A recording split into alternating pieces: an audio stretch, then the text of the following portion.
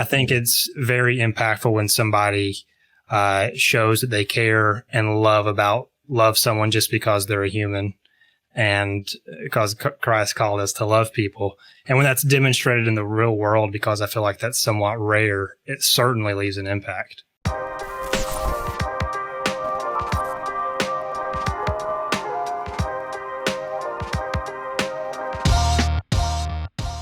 Welcome to the Construction Disruption Podcast, where we uncover the future of building and remodeling. Join us as we explore an industry that is always evolving with new products, new designs, new practices, and new technologies.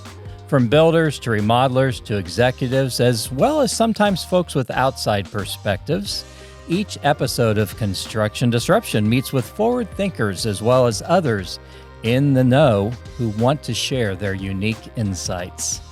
Construction Disruption is created and sponsored by Isaiah Industries, a manufacturer of specialty metal roofing systems and other building materials. I'm Todd Miller of Isaiah Industries. Our co-host is our sales manager, Seth Heckerman. Creative director, Ryan Bell, and content creator, Ethan Young, are our behind-the-scenes production team. So, Seth, today was snack day here in the office. That's our infamous day where we all bring in snacks. Did you bring in a snack? What did you bring in? Oh, I accidentally bailed on snack day. Well, that means you haven't eaten anything. Yeah, then, don't right? ask me if I've eaten any of it, even though I didn't contribute. Well, all I know is I had a piece of peanut butter pie at 7:30 this morning, which was probably not the smartest thing for a diabetic. Also, probably not the smartest thing for now. I got the sugar crash thing going on. It's coming. It's coming. Oh, well. Hey, really glad to have you joining us here for another episode of Construction Disruption. Seth, I've really been looking forward to today's episode. Our guests today are Mason and Jordan Burchette from Cleveland, Tennessee. We've, of course, known Mason for a few years through his work as Director of Marketing for Marketing and Development, I should say, for Best Buy Metals. Jordan, his lovely wife, is joining him today, and she is, by her own admission, I stole this from her Facebook page, a wife, mama, child of God, entrepreneur, writer, and coffee lover. Gosh, I can't really be the mama, but I'm not a wife either. Most of those things apply to me as I look at them, but okay, well, a couple of them don't. Anyway, it's not often that we have a husband and wife team join us here on Construction Disruption. Well, who am I kidding? This is the first time we've had a husband and wife team join us, but there is good reasoning in our madness. You see, part of leading the way in the construction industry is being resilient and being able to lead others through change and sometimes through turbulent waters. Certainly with supply chain disruptions, we've seen plenty of turbulence in our industry, and that would be the entire construction industry in recent months. However, on a very personal note, Mason and Jordan have gone through some change and tough times in their lives the last couple of years, and they've been kind enough and gracious enough to accept our invitation to join us here today and share their story. I know that their story is going to be inspiring and also is going to be helpful as we all strive to be resilient and also leaders of positivity in our lives and careers. Is positivity a word? It works. Nowadays, I like it. Yeah. Anyway, Mason and Jordan, welcome to Construction Disruption. Oh, I can't say that today. And thank you so much for joining us. Hey, thanks, Todd and Seth, for having us on. We're excited to be here with you guys. Good deal. Thank you. Well, let's dive in first by giving Mason an opportunity to tell us a bit about Best Buy Metals and their work in the $1.6 trillion North American construction industry. Tell us a little bit about what you guys do and what you do there, Mason. Yeah, so I am the Director of Marketing and Development at Best Buy Metals. We're a regional manufacturer of metal roofing products, and I'm still not sure what my title means. I think they added the development part just so they could pretty much make me do whatever needed to be done. So it sounds great, and we'll roll with it. But I like to tell people that at Best Buy Metals, people like to think we're a metal roofing company, and we're not. We're a people company, and that's certainly how we strive to be. We're in the people business, And we look for people that have problems that we can provide a solution for. And those solutions come in the form of metal roofing products. So we manufacture metal roofing, and we walk with customers from the estimate to the sale to the manufacturing. And we even connect them with an installer that we're confident can get the roof installed the right way. That's cool. And you guys have gone beyond metal roofing and doing pole barns and awnings and all kinds of stuff now. Right, we've dipped our toes into the world of steel trusses and post frame building, and even metal siding. We've got our own line of board and batten panels now, so we're experimenting with the steel world. I will say this: they're very active on Facebook and social media, so follow all their stuff, and you can keep up with what's going on there. So good stuff. And talking of titles, what was that crazy title I made up for you when you started with us? It was a cool title. It was marketing and development strategist. So I think if I had gotten promoted, I would have been director of marketing and development strategy or something. But yeah, you went straight from there to file clerk, I guess. Yeah, exactly. My favorite titles are when there's 2 or 3 facilities and they add global before it. So global, I especially like those. What do you think about that? That'd be awesome. There you go. Anyway, before we get into what you two have to share today, Jordan, tell us how you two met. Was it love at first sight? I would say love by second or third date after we got to know each other a little better. But awesome. Debatable. That's somewhere around there. So we met, this is so embarrassing because your parents tell you never to meet someone online. But we met on Facebook, and we met up at a place we grew up in Asheville, North Carolina. So we met up at a place, just a local place in Asheville, and we haven't stopped talking ever since. So that's cool. Well, you guys, it's fun following you, and you're so open and transparent with your lives, and I just love you two as a couple. You're great. So thank you. Well, let's go ahead and dig into your story. And I know it's a very personal story, but you both have been very open and very sharing about it, which I suspect really is probably out of your goal to be inspirational and encouraging to others, and see that, God's given you this story and there's a reason for it, and you're going to share that as you can, and I appreciate that. Their story has been one of a journey with testicular cancer. I kind of gave away when I said that, which one of them was afflicted. Yeah. I was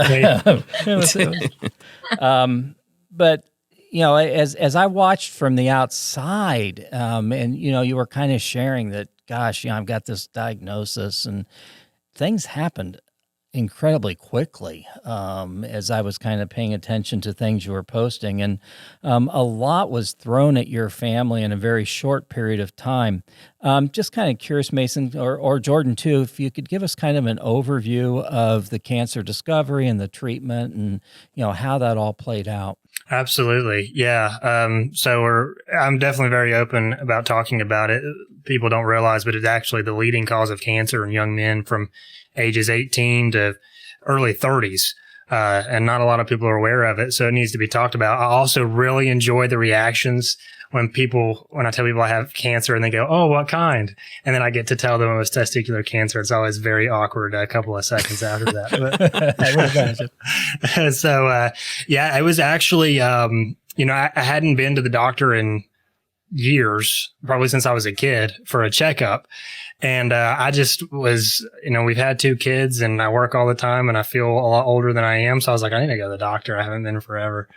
And I went to the doctor and he was slightly concerned during the checkup and somehow got me in to see a urologist pretty quickly. And so I went and saw a urologist, and he sent me, they sent me to get an ultrasound the following day. And so I got an ultrasound and then went to see the urologist the next day. And he said, "Oh, that's definitely cancer." Mm-hmm. And so wow. You always think, I know plenty of people that have been diagnosed with cancer, and you hear these like stories of the doctor, being very somber and breaking the news that you've got cancer. Mine was very chipper. He goes, "Yep, that's definitely cancer." And I was like, "Okay, great. Well, thanks for the easy letdown there, doc." And I was like, "Okay, how do we go from here?" And he goes, "Well, we have to do surgery. We have to remove the tumor and everything else that is involved there. And I was like, okay, so what kind of timeline are we looking at? This was on a Tuesday. And he goes, well, what are you doing Friday? And I said, I guess I'm having surgery. And so I was diagnosed on Tuesday. Friday morning, I went in to have surgery. And it's the name of the cancer. The surgery is actually a lot different than you might think it would be. The surgery takes place in your lower abdominal area. It's kind of like a C-section for men, which is great. So it put me out of commission for a little bit. But yeah, it did happen fast. It was really all within a week of just thinking I was going for a checkup and then having surgery. It was pretty bizarre. Wow. So how you doing today, and everything going well? I'm 1 year removed from the diagnosis so far. I actually had my 1 year CT scan this week, and I'll get those results next week sometime, and I'm excited for them to be clear. So. Good. Well, we'll be praying for that. Thank you. Yeah, that's right. Because I remember you were kind of going through a lot of the treatment and stuff right over the holidays to boot. Yeah, that's right. The nature of the cancer is it'll get in the blood and land in either your lymph nodes or your lungs. So that's typically what they scan. They've been scanning me every 3 months, and so far so good. Good. Well, quite a story, and certainly something no one ever wants to face. What sustained you through it all? And I'll really ask that to both of you.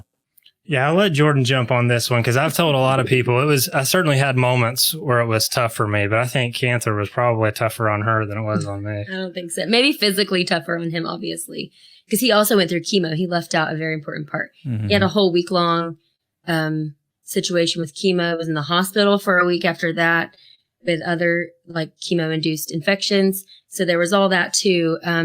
Our faith in Christ definitely brought us through. You know, honestly, I can't even say that it was because we were praying that things would get better. I think it was because our family and our friends were praying for us. Because at the time we were so shocked, we didn't know. You don't know what to pray in those times or what to do when you're faced with something, especially as young as we are. It just was not on our radar. We've been, he works really hard and I stay home and I have my own business. We were just doing life, our usual life.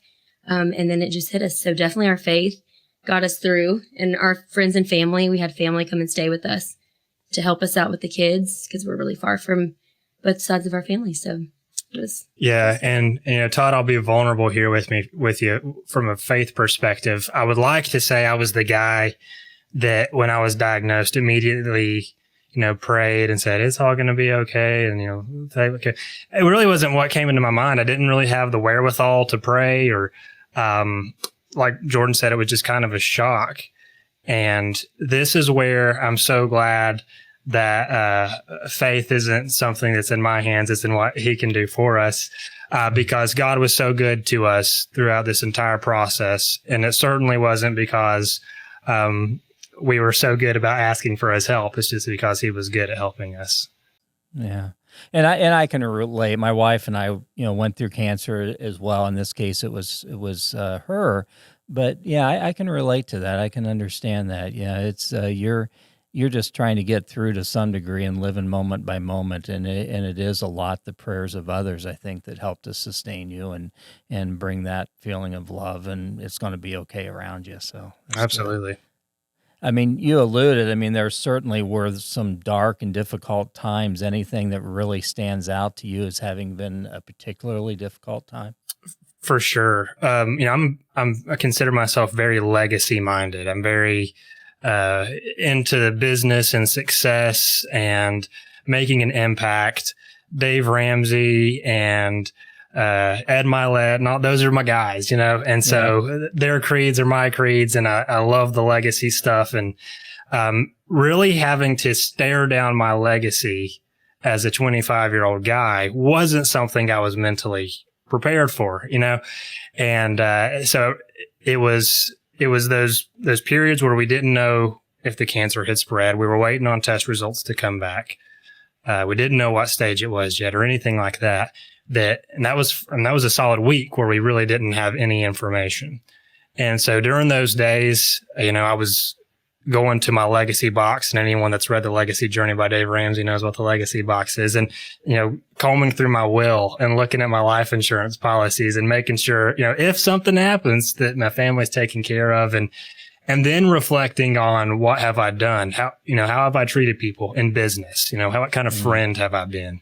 What kind of impact have I made this far? If this is where this goes. So staring down my legacy at 25 was probably the weirdest thing, but one of the most rewarding things in retrospect that I think could have happened. So obviously you can't go through that and have be forced to kind of comb through that deeply at that age, and at any age. That'd be incredibly difficult. So looking back on it now, a year later, how has your perspective changed, or how have those changed? How have the way you look at your legacy, how is it different than it was a year and a half ago? Yeah.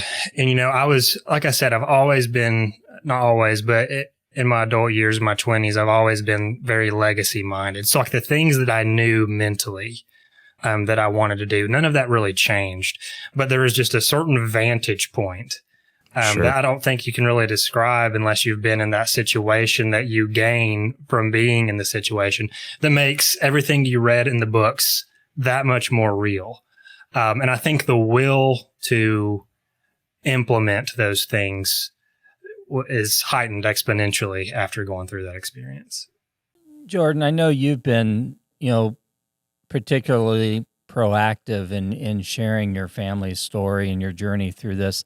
I'm just curious, and God, we know, uses those stories for good. Any stories that have come back to you already where it's been encouraging or helpful to others to hear your story? I'm trying to think. I did have one friend reach out, and she said her husband had recently been diagnosed with lymphoma, totally different cancer. Right. But, he's doing really well. So she said, I've been following your story, and she said, it gives me hope. And like, what do I do? And how do I take care of him when he's going through his treatments? But one interesting thing is, an old family friend of Mason's, her husband went through the same cancer, years ago. And his was like, it went on for years and years because they didn't do the appropriate treatment at first. And so he actually got us in touch with a specialist in, what state was that in? Indiana. And he's like world renowned for testicular cancer research. He developed the standard treatment for it. Is it the gold standard treatment, right? Is that what he called it? It's a certain type of chemotherapy he developed. And so our family friend got us in touch with this man who's booked for, years at a time. And we were able to get in touch with him, and it's the same doctor that treated Lance Armstrong. Yeah. Okay. Wow. Mm-hmm. Yeah. So that was a surprise blessing that we were able to get in touch with him. Yeah, and that's incredible, the way that God can weave those connections and stories into our lives, and how you see how they all lead to something that in the end was the right thing.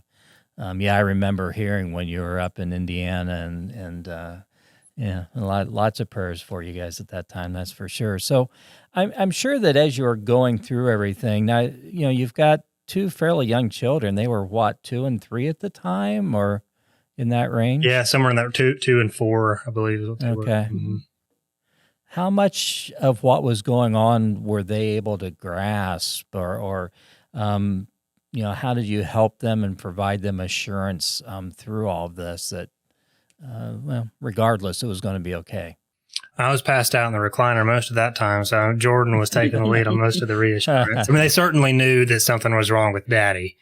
Yeah. But I mean, what do you think? They didn't appreciate when he shaved his head. They were not happy. That's true. Wow. But my mother-in-law came and lived with us for almost 2 weeks. Mm-hmm. She came to live with us basically because he was in the hospital for a week, and I could only visit during certain hours. So she's really the one that helped them get through that time, because it was fun, because grandma's there and she's gonna spend time with you and play. But we didn't tell them a whole lot. We didn't really try to use the word cancer around them, just because we were nervous. I didn't, especially with our oldest, who's very anxious as it is. So I think now, a year later, though, we do talk about it more, and we just kind of share as how God brought us through that as a family, and how we're healthy now, and this is, we take care of ourselves. So we kind of use it as a teaching moment, I think, or try to. Yeah, I saw the grimace on your face earlier, Jordan, when Mason said that he hadn't been to a doctor in years, and you're like, yeah, It I had saw been that. years, 10 years. Wow. Yeah, I mean, it was a long time, which has changed now. There's zero chance I'm allowed to miss a doctor's appointment at this time or miss taking my vitamins every day, actually.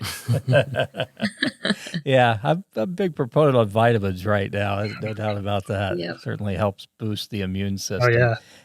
So, so one of the goals I set for myself when 2020, what year is this? 2021 came up, was I wanted to be more proactive in reaching out to people who were going through tough times, and send notes and cards or emails or whatever that might be.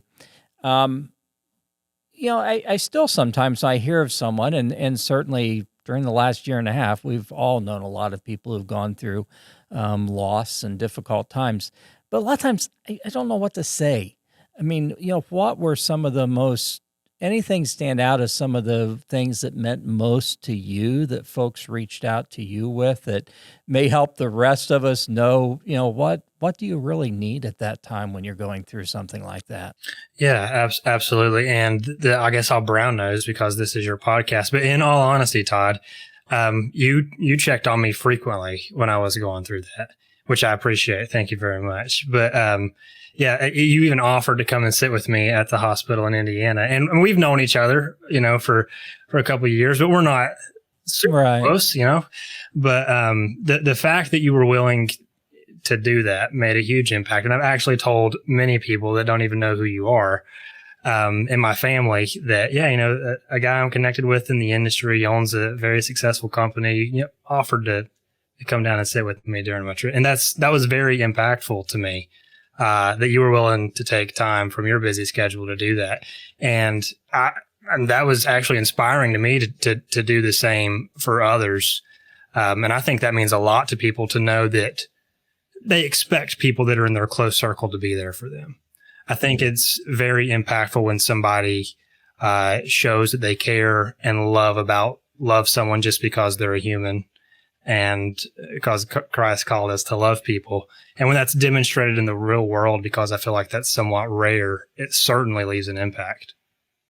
Yeah, and it's stuff that we can all do that really is so easy. Although, you need that inspiration to know what the right thing is to do, and hearing stories like yours are, I think, helpful to everyone to help us know, how can we come alongside others? How can we bring them some hope and I'll go back to positivity. How's that? Yeah, positivity. That's good. Yeah. I mean, we're so inundated with the news and even bad news scrolling through social media. There's plenty of people that are sick. There's plenty of people that just lost a loved one, and we become somewhat numb to it, to where it's easy to think, oh, that's terrible. And then scroll to the next piece of bad news and not realize that there was a life affected by, the person that posted that. And so, just having the presence of mind to slow down and maybe click on that person's profile and message them and say, I'm so sorry, praying for you. Let me buy your lunch, or, whatever. I think that goes a long way. Good stuff. Well, as you look back on stuff, and again, a year removed, and we will be praying for you as you, do those follow-ups. And I know what that's like, been through it with in our family as well. And I think you touched on this earlier, but, what really different viewpoints do you now have that you'll carry with you forever? Yeah, I mean, I think really trying to just use this story, especially for people that are within my age group, because there is that level of invincibility. It's not going to happen to me, or I've got time to work on my legacy. And I think just using that story as a personal example of, hey, look, something good happened to you, stop goofing around. And if you're wanting to do something, do it. Or, if you're going to change later, change now, or whatever the situation is. But I think just using it as an example of imminence has been the most impactful, the best tool that I've taken away. What was it like for you as a leader at Best Buy, Mason, as you were going through this, and you were obviously pulled out of work, and how how did you help guide your team through that? Or maybe it was Adam or Nathan or Isaac or others. What things did they help do to provide reassurance to their team during that time? Do you recall anything? Yeah. And we've got a fantastic leadership team at Best Buy Metals. You do. And I give them all the credit in the world. And they really gathered around during that time, to take care of me and my family. And I'm forever grateful for that. But yeah, I mean, that was probably one of the most surreal moments, is sitting down in our conference room with Mark Tipton, our director of sales, Isaac and Adam. And I was like, hey, listen, guys, I'm going to be out for a while. I've got cancer.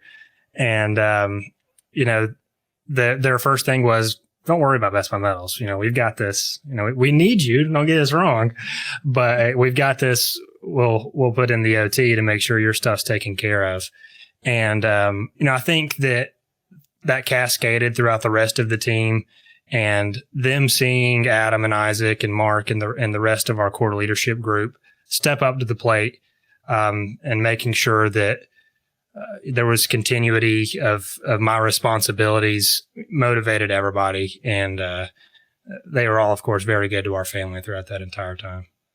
I bet. And yeah, I mean, as you know, I spent a little time down at your company a couple months ago, and just was so impressed by the entire culture. But, that all is leadership driven. Sure. And just so impressed by that. Thank you. Yeah, it was good to have you down there. I'm glad you got to hang out with us. Oh, it was fun. Do it again sometime. Jordan, I know that you're very entrepreneurial in life, and I know that you have a lot of things going on. I'm kind of curious, share with us a little bit about the things you've got going on in your life, and maybe even some advice on how you juggle everything with a young family and keeping up with everything as well as keeping up with that guy there by your side. Yeah, it's a lot. I wouldn't say I juggle it well, but so I guess around a little over a year ago, I started my own business. So I own Coffee with a Friend digital media. So I specialize in website design and business branding. I try to stick to those two things. So I help other brands stand out in a crowd. That's kind of like my slogan, my unofficial slogan. So I love it. I work from home and stay home with our kids, and we also homeschool. So it's a lot. My day starts very early and it ends not super late, but we don't stop all day long. So, that's kind of what I started. Also write. I love writing. That's a passion of mine. That's something separate that I do. But typically the business and raising kids and keeping up with Mason, keeps me busy. So I would say as far as how do I balance it, just working on time management, always giving lots of grace. There are some weeks where I have to work 8 hours a day. It's not a straight 8 hours. It's maybe 2 hours here, 2 hours there, running kids places and teaching them and everything else. So just lots of grace and time management, good time management.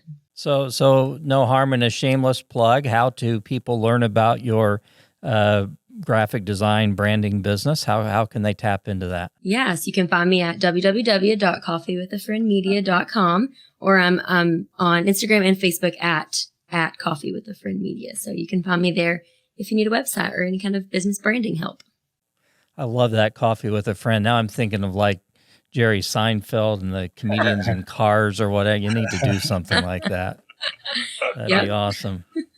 Well, this has been great. We're getting close to where we'll probably close out before too long, but I have to ask you if you'd like to participate in our rapid fire questions. The rapid fire, absolutely, absolutely. It can't be any worse than you roasting me in your interview with Adam without me being there to defend myself.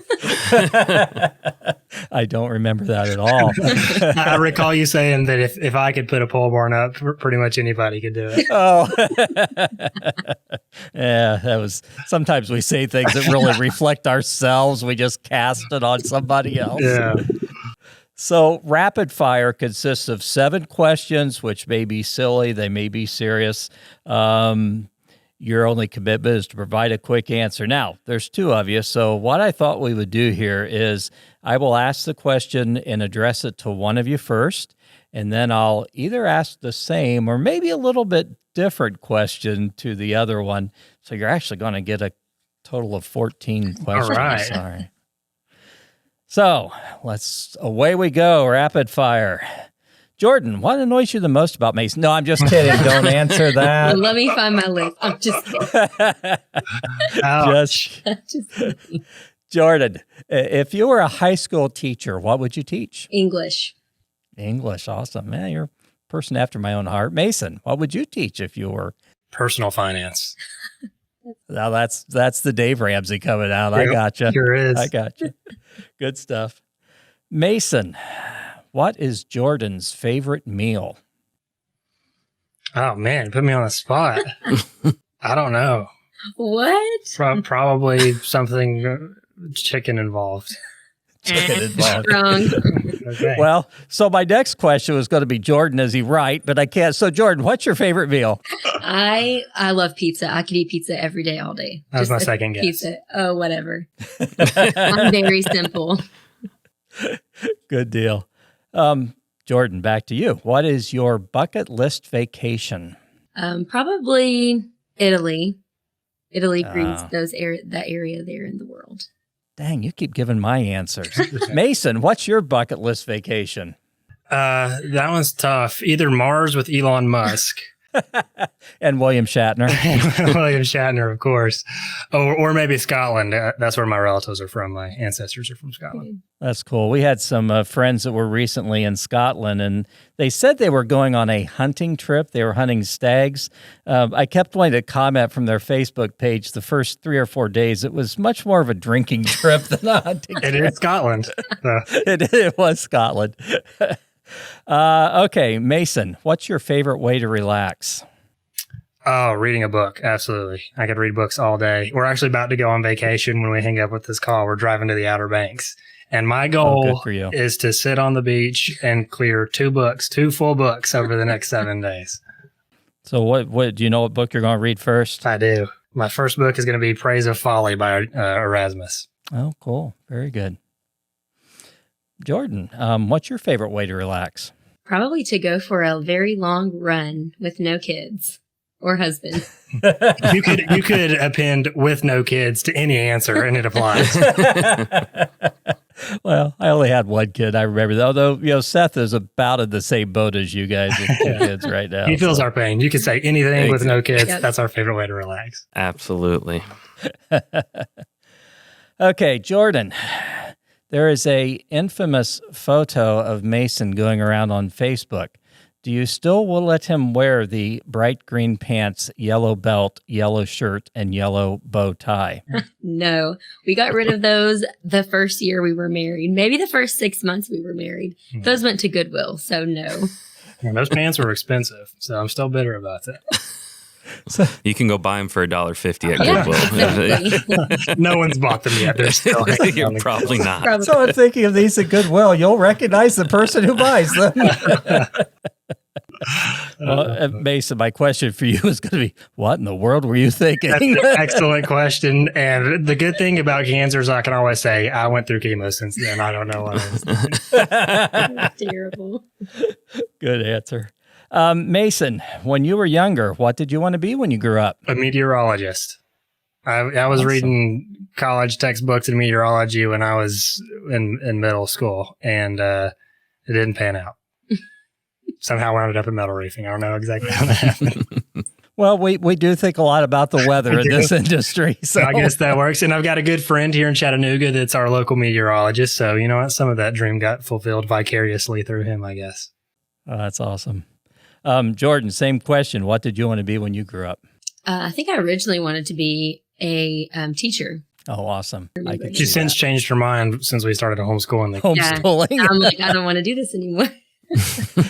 Now you want to be a teacher just without the kids. Yeah, right. Okay. Oh, one more question. Jordan, today's Friday. Any big plans for the weekend? Well, I know what they are. You're going on vacation. We blew that question. Right. We're going on a 10-hour road trip with 2 kids under 6, so it should be interesting. That's awesome. We'll be praying for you for that as well. Please, so there you go. It's a long drive. Yeah, that is. Yeah, 10-hour road trip with 2 kids turns into about 15-hour road trip. So we'll see how that goes. You'll make great memories, though. Oh, yeah. We'll be watching for the Facebook post. So thank you both very much for joining us and being here on Construction Disruption. This was not all entirely construction oriented, but I didn't want it to be. And, I realized that, your story and, very personal story, at times painful, but, also seeing the beauty of God in the midst of that and looking back on it now, I think stories like that, there's just lessons for us in our lives and in business. So that was the reason I really wanted you to share it. And so thank you. So is there anything that we haven't covered yet today that you would like to share with our viewers or listeners?